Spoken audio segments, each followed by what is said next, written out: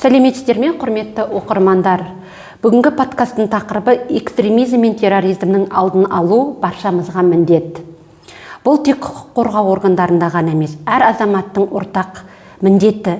Экстремизм мен терроризмнің алдын алу мемлекет пен қоғамның бірлескен әрекетін мен талап ететін міндет. Бүгін бізде қонақта теолог Тұрлыбек Қыдыр Сәкенұлы. Қош келдіңіз. Шақырғандарыңызға рахмет. Енді бірінші сұрағымды бастайын. Қыдыр Сәкенұлы, бірінші сұрағым, экстремизм мен терроризм дегеніміз не, соны жалпы айтып кетсеңіз. Экстремизм дегеніміз ол қоғамдағы ортақ ережелерді мойындамайтын, шектен шыққан радикалды көзқарастар болып табылады. Ал терроризм дегеніміз сол идеяларды зорлық-зомбылықпен қорқыту, шабуыл арқылы жүзеге асыруды терроризм деп атаймыз. Қоғамға қандай қаупі бар бұлардың? Олардың қоғамға қаупі, олар адамдардың өмірі мен қауіпсіздігіне тікелей қауіп төндіреді. Сонымен қатар қоғамда үрей қалыптастырады. Тіпті адамдардың арасындағы тұрақтылықты және бір-біріне деген сенімділіктерді құртуы мүмкін болып табылады.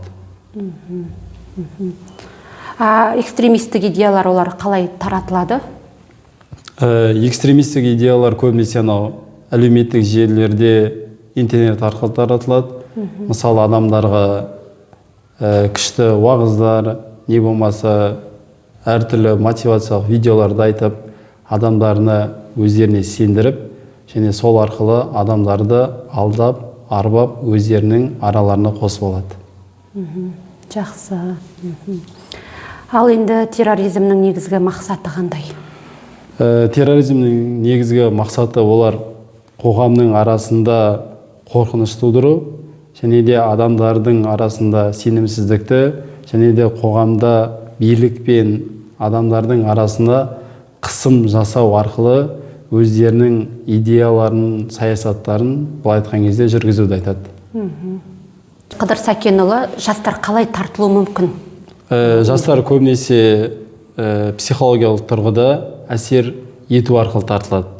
Олар сен ерекшесің, не болмаса сен әділдік үшін күрес, біздің мемлекетімізде заңдары халыққа дұрыс емес жағынан жасалып жатыр деп, жастарды сол билікке қарсы қою үшін олардың ішкі сеніміне, олардың дүниесіне кіріп, былай айтқан кезде жастарымызды билікке қарсы қойып жатады.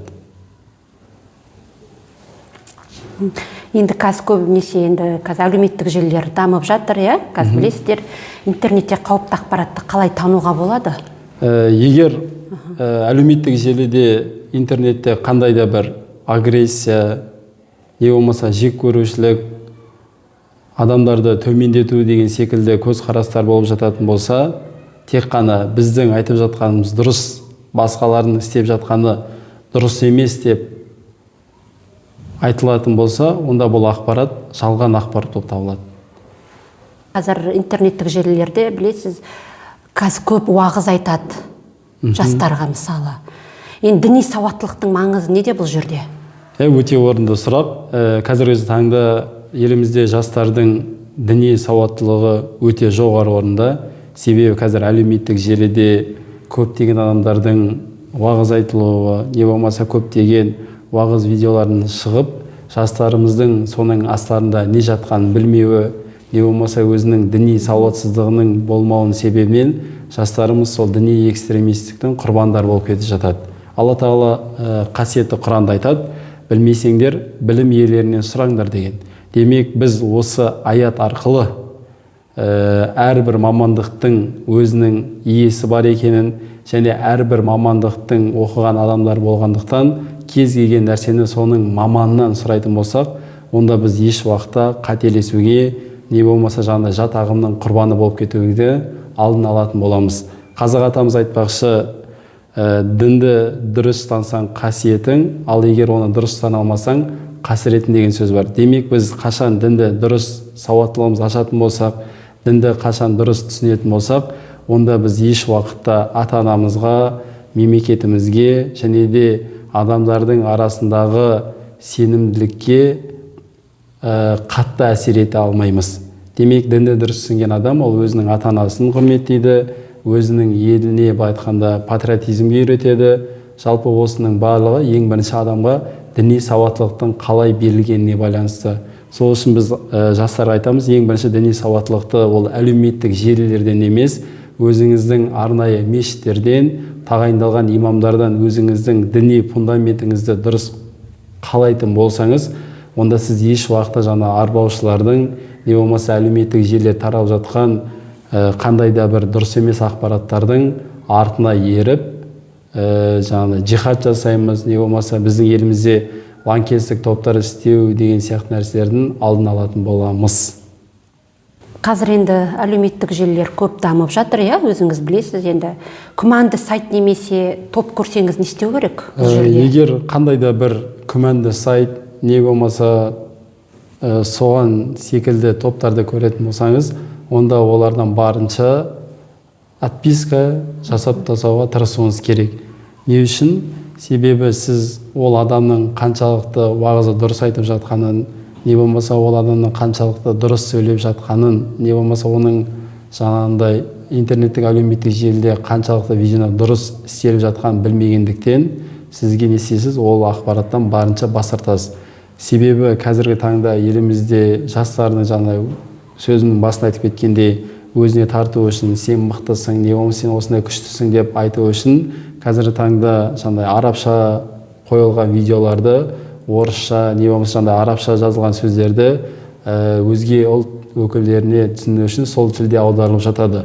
Бірақ оның астарында ол қаншалықты дұрыс аударылды, не болмаса ол қаншалықты дұрыс жазылғанын білмегендіктен сіздің діни біліміңіз болмайтын болса, онда өзіңіз білмейтін топтардан барынша бас тартуға тырысуыңыз керек.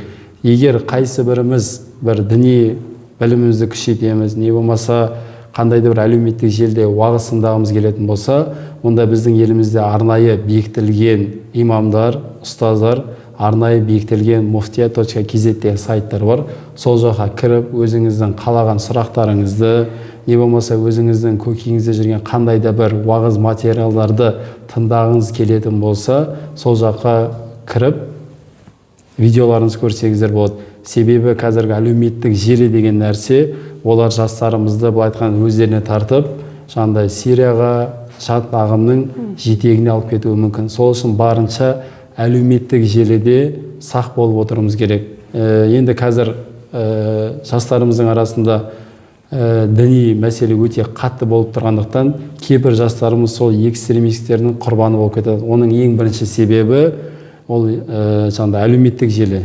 Яғни әлеуметтік желіде екінің бір уағыз айтқандықтан, солардың айтқанын дұрыс деп, басқалардың дұрыс емес деп санау арқылы солардың қатарына кіріп кетіп жатады. Сондықтан барынша не істеуіміз керек?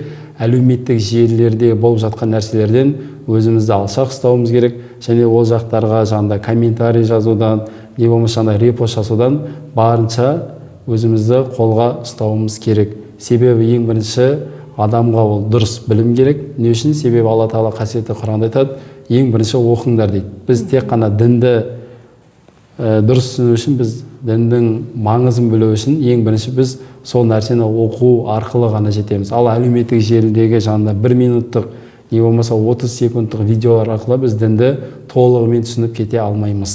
Қыдыр Сәкенұлы, әркім заңды сақтап, күмәнді жағдайларға бейжай қарамау үшін әр адам қауіпсіздікке қалай үлес қоса алады? Сол жайында айтып кетсеңіз. Өте орынды сұрақ. Әр адам қауіпсіздікке былай айтқан кезде заңды сақтап, күмәнді жағдайларға бейжай қарамай, дұрыс ақпаратты ғана тарату арқылы қоғам қауіпсіздігіне үлес қоса алады. Демек, біздің елімізде қауіпсіздікті сақтау, біздің еліміздегі тұрақтылық сақтау ең бірінші ол өзімізден басталады. Енді біздің асыл дініміз, ата-бабаларымыздың ұстанған ислам дінінде пайғамбарымыз саллаллаху алейхи уассалам айтады, екі көз тозақта күймейді дейді. Оның ең біріншісі Алла үшін жылаған көз болатын болса, екіншісі отанын қорғап, шекарасын күзетіп, елдің тұрақтылығын сақтаған көз еш уақытта тозақта күймейді дейді. Демек, осы сөздің астарында ата-бабамыз не дейді? Отанды сүю иманнан дейді. Демек, отанды сүйіп, оған қызмет ету, оған тұрақтылықты сақтау, оған жағында елін жерін қорғаудың барлығы ол біздің пайғамбарымыздың сүннеті болып табылады. Себебі пайғамбарымыздың сүннеті дегенге негіз, пайғамбарымыз Меккеден Мединаға мүшриктер қуып жүрген кезде Меккенің тауларына қарап, Меккенің жеріне қарап, мен бұны жақсы көремін деген. Демек, әрбір адам өзінің елін, жерін жақсы көруін міндет болып табылады.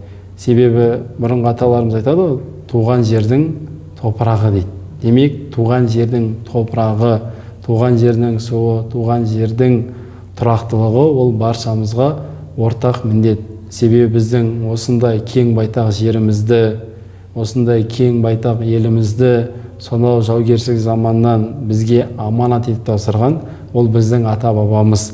Ал енді осы елдің ары қарай өзімізден кейінгі жастарға дұрыс жағынан жастарымызға осы аманатты беру ол біздің міндетіміз болып табылады. Сол үшін қазіргі таңда ең бірінші бізге керек нәрсе ол отанға деген сүйіспеншілік, отанға мен не істей алам деген әрбір сұрақ адамда болатын болса, онда біз не істейміз?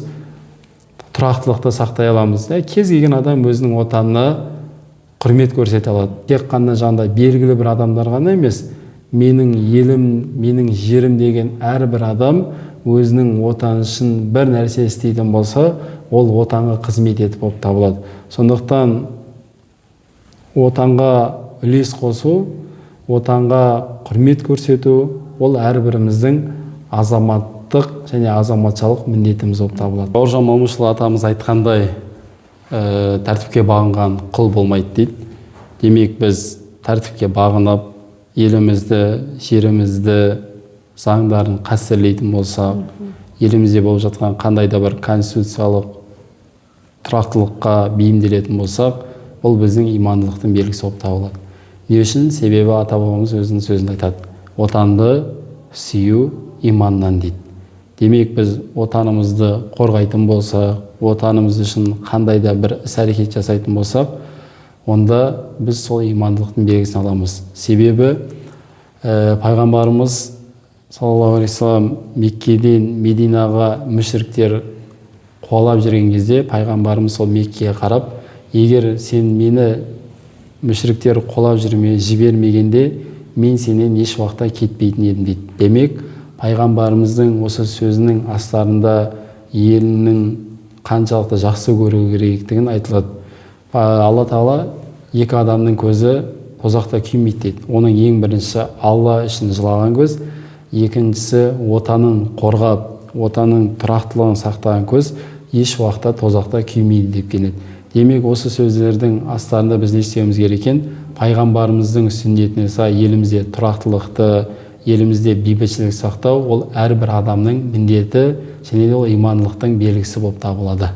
Қыдыр Сәкенұлы, бізде қазір Қазақстанда бірнеше ұлт өкілдері тұрады. Енді толеранттылық не үшін қажет? Толеранттылық дегеніміз әртүрлі көзқарасты, ұлтты, дінді құрметтеу болып табылады. Енді біздің мемлекетімізде көп ұлтты адамдар тұрғаннан кейін, сайырлы болғаннан кейін, біз әрбір адамның діни наным сеніміне құрметпен қарауымыз керек. Ал енді осы біздің елдегі көп ұлтты мемлекеттің ең бірінші тұрақтылығын сақтап тұратын нәрсе, ол баршамызға белгілі, ол біздің заңымыз. Қазір әлемдік деңгейде біздің елімізде қызығып та, қызғаныш та қарайтын нәрсе, ол біздің тұрақтылық. Ал енді сол өзге дін өкілдеріне құрметпен қарауды біздің асыл дініміз исламда да айтып кеткен. Себебі пайғамбарымыз саллаллаху алейхи уассалам өзінің заманында мүшриктерден қашып кімдерге барады? Христиандардың басшысына барады. Сол кезде христиандардың басшысы пайғамбарымызға құрметпен қарайды. Демек, Алла Тағала қасиетті Құран не дейді? Сол кітап иелеріне құрметтілік танытыңдар деген. Демек, біз осының астарында әрбір адамның нанымына, сеніміне, дініне құрметпен қарауымыз керек болып табылады. Пайғамбарымыздың андай хадисі бар. Егер көршің дейді, мұсылман емес болатын болса, онда ода көрші ақысы бар дейді.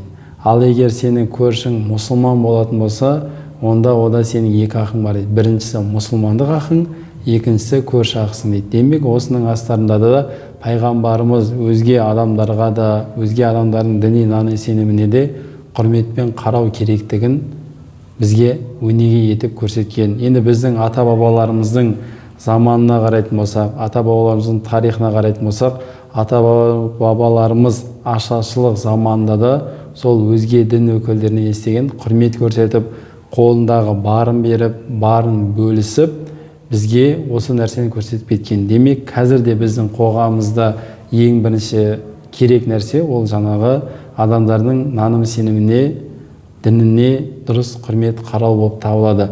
Ал қазір әлеуметтік желілерде шығып жатыр ғой, өзге адамдарға жаңағындай әртүрлі істер істеп, адамдарды жаңағындай билікке қарсы қою үшін көптеген адамдар жұмыс істеп жатыр. Сондықтан біз болмайтын адамдардың сөзіне еріп, еліміздің тұрақтылығын жоғалтып алмауымыз керек. Себебі қазір тұрақтылық деген нәрсе ол елімізге өте қажетті дүниелердің бірі болып табылады. Әлеуметтік желіде адамдардың ұлтына, діни наным сеніміне қатысты әртүрлі видео пікірлер тарап жатыр. Бұл дегеніміз сол жастарды өзіне тартып, айтқанда қоғамды билікке қарсы қою болып табылады. Сол үшін қазақ атамыз айтады ғой, әрбір отан ол отбасынан басталады дейді. Ал сол отбасындағы адамдардың дұрыс білім алуы, сол адамдардың бір-біріне құрмет көрсетуінің барлығы ол ең бірінші отбасынан басталған дұрыс. Себебі үйіндегі әкесі болсын, анасы болсын, сол балаларының қандай әлеуметтік желіде шұғылданып жатыр, балаларының не нәрсе көріп жатыр, осы нәрселерге қатты мән беруіміз керек. Бұрынғы замандары біздің қоғамда отбасылық институт деген нәрсе болатын. Яғни әкесі болсын, анасы болсын, күнделікті баласының тәрбиесін қарап, оның не нәрсемен шұғылданып жүр, не істеп жүр, осының барлығына мән беретін болдық. Ал енді қазіргі қоғамда біздің қоғамымызда қазір барлығымыз істейміз, балаларымыз жыламау үшін, балаларымыз жаңағыдай көзі ашылсын деген ниетпен әлеуметтік желілерді жас кезінен бастап қолдандырып тастаймыз. Ал енді сол жастайынан берілмеген тәрбиенің кесірінен кейбір адамдар не істеп жатады, әлеуметтік желінің құрбаны болып жатады. Өзіңізге белгілі өткен Россияда шешен баланы өлтіріп тастады. Бірақ ол үйіндегі отбасының берген тәрбиесін емес, сол әлеуметтік желіде көрген видеоларынан, әлеуметтік желіде көрген ойындарынан өзге ұлт өкілінің баласын өлтіріп тастап, айтқан кезде баланың себебінен сол мемлекетте ұлтаралық көтеріс болып кетті. Одан бөлек өзімізге белгілі Тараз қаласында Борыл деген ауылда бір түрік баласы қазақ баласын өлтіргені үшін қазақ халқы көтеріліп, сол елде тұрақтылық кетіп қалуы мүмкін. Демек, әлеуметтік желі деген нәрсе сол жастарымыздың психологиясын бұзып, сол өзге ұлт өкілдеріне болсын, жаңында мен айтып отқан діни ағымдардың артынан еріп, сира мемлекетіне кетіп қалуының ықтималдығы ең бірінші осы әлеуметтік желіден болуы мүмкін. Сол үшін ата-бабамыз айтады ғой, бір берген әкенің тәрбиесін 100 мектеп бере алмайды дейді. Сол үшін біз әрбір ата-ана, әрбір отағасы өзінің бала шағасының әлеуметтік желісін бір қадағалап қоятын болса, ол не істеп жүр, кіммен сөйлесіп жүр, қайда деген сияқты сұрақтардың барлығын білетін болса, онда жастарымыз ол нәрсенің құрбаны болмайды. Ал егер ол баланың тәрбиесі сол телефонмен болып кететін болса, онда жанындай әлеуметтік желінің құрбаны болып, тіпті өзінің ата-анасын тыңдамауы да мүмкін, тіпті оның тәрбиесі нашарлауы да мүмкін, жанындай терроризмге, болмаса экстремистік ұйымдардың қатарына кіріп, өзінің бостандығынан айырылып қалуы мүмкін. Себебі қазіргі таңда фейк аккаунт ашып алып, не болмаса жанындай әртүрлі адамдарды алдап, жалған терроризм бар, не болмаса осындай бомба бар деп адамдарды не істейді, үрейге алып келіп жатады. Бірақ бұның барлығы қазір біздің мемлекет тарапында арнайы адамдар болғаннан кейін, арнайы сайттар болғаннан кейін, ол қандай фейк аккаунт болсын, не болмаса қандай жасырынған номер болсын, ол адамды тауып алу қиын емес. Сондықтан жастарымыз айтарымыз, сол жалған терроризмнің құрбаны болып кетпеңіздер. Себебі жалған терроризмдің қандай да бір адам хабарлайтын болса, мектепте не болмаса жаңа халық көп шоғырланған жерлерде осындай нәрсе бар деп жалған хабарлама беретін болса, оған 5 жыл мен 7 жыл аралығында бас бостандығынан айырылуы мүмкін. Ал енді қазіргі діни ағыммен сотталған азаматтардың көбісі жастарға не деп жатыр? Сіздерге ең бірінші діни сауаттылық керек деп жатыр. Сондықтан біз діни сауаттылық болсын, кез келген тәрбиені әлеуметтік желіден емес, ол үйіміздегі ата-анамыздың тәрбиесінен, ата-анамыздың әрбір айтқан сөзінен біз сол нәрсені алуымыз керек. Ал егер сол әлеуметтік желіден қандай да бір нәрсе алатын болсақ, біз сол желінің құрбаны болып кетеміз. Не болмаса жаңағындай топтарға кіріп лаңкестік істер істеуіміз мүмкін. Сол үшін жастарымызға айтарымыз, барынша сол эмоцияға кіруден, біреудің арбауына түсуінен, болмаса сені алдап, сен андайсың, сен күштісің, сенің қолыңнан келеді деп сізді әлеуметтік желіге тартатын болса, онда ол адамнан барынша сақтанғаныңыз жөн. Себебі оның артында, не болмаса оның астарында қандай нәрсе жатқан білмейсіз. Қазір қарасаңыздар, Инстаграм болсын, кез келген жерде 100 теңге, 200 теңге садақа салыңыз, не болмаса бізге көмектесіңіз деп көптеген видеолар шығып жатады. Бірақ сіз оның қандай нақты ақпарат екенін білмейсіз. Бірақ сіз соған 100 теңге, не болмаса 200 теңге көлемінде ақша салатын болсаңыз, сол сіздің салған ақшаңыз экстремист топта қаржыландыруы мүмкін. Не болмаса терроризмнің артында тұрған адамдарды қаржыландыруыңыз мүмкін. Сондықтан әлеуметтік желіде қандай да бір көмектесіңіз, болмаса бет маска киіп халықтан ақша жинайтын болатын болса, онда оған ақша берудің қажеті жоқ. Оның астарында жаңағындай ұйымдар болуы мүмкін. Сіз сол ұйымды қаржыландырушы, не болмаса сол ұйымның айтқанда не деп айтсам болады? Оларға сенбеу керек, иә? Жалпы ондай қаржыландыратын нәрселерден барынша бойымызды аулақ ұстауымыз керек. Сондықтан әлеуметтік желіде қандай да тиын болмаса, басқа нәрселер болатын болса, ол нәрселерден барынша бойымызды аулақ ұстауымыз керек. Себебі президентіміз әрбір жолдарында айтып жатыр, біздің еліміздің болашағы ол жастар деп отыр. Ал жастардың болашағы ол үйдегі отырған ата-анасында, сіз бен біздің қолымызда. Қыдыр Сәкенұлы, енді қауіпсіз қоғам үшін не істей аламыз? Қауіпсіз қоғам үшін ең бірінші бір-бірімізді құрметтеп, заңды сақтап, күмәнді әрекеттерге бей-жай қарамай, бірлік пен жауапкершілікті сақтау арқылы қауіпсіз қоғам құра аламыз. Біздің мемлекетіміз көп ұлтты мемлекет болғаннан кейін, зайырлы болғаннан кейін, сөзімнің басын айтып кеткенде, әрбірінің нанымына, сеніміне құрметпен қарауымыз керек.